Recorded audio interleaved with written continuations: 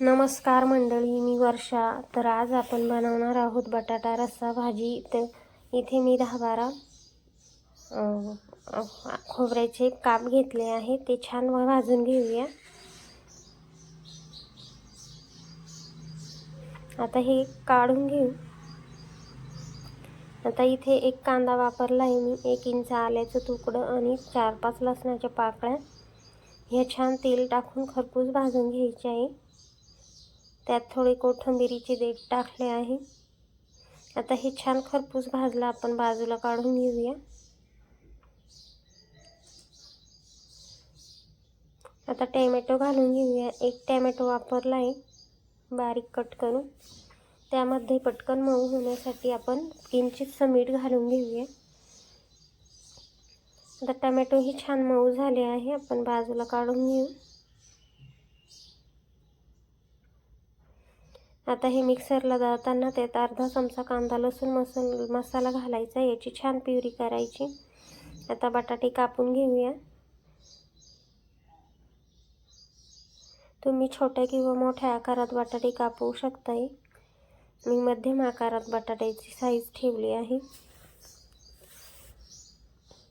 अशा पद्धतीने सर्व बटाटे कापले. आता गॅसवर कढई गरम करत ठेवली, त्यात 2 चमचे तेल घालून घेऊया.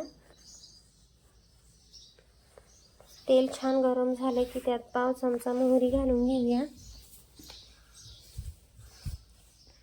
मोहरी छान तडतडली, पाव चमचा जिरे घातले आणि आपण बनवलेली प्युरी घालून घेऊया.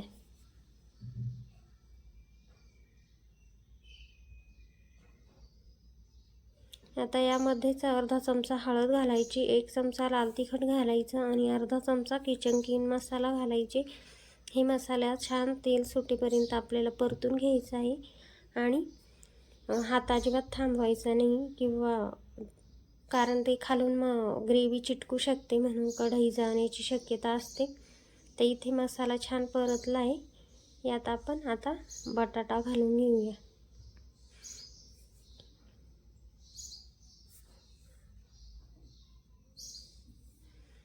बटाटा घातल्यानंतर पूर्ण प्युरी बटाट्याला छान कोटिंग करून घ्यायची आहे.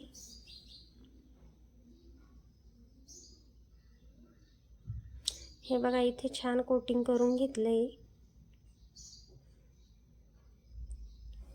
आता आपल्याला यामध्ये 1 ग्लास पाणी घालायचं आहे. तुम्ही अर्धा ग्लासही घालू शकता पाणी.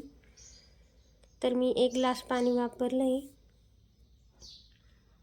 याला छानपैकी मिक्स करून घेऊया.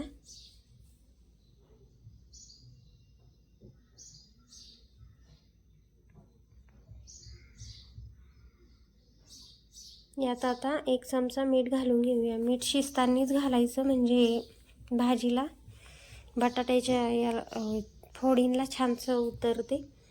तर इथे छान उकळी आली आहे. आता कोथिंबीर घालून घेऊया. उकळी आल्यानंतर 10 मिनिटं बटाटा शिजून द्यायचा आहे, झाकण न ठेवताच.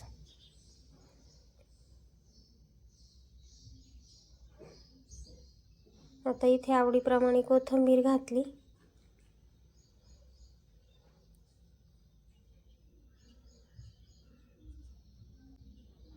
आता इथे आपला बटाटा मसाला तयार आहे. सर्विंग बाउलमध्ये आपण हे रस्सा भाजी काढून घेऊया.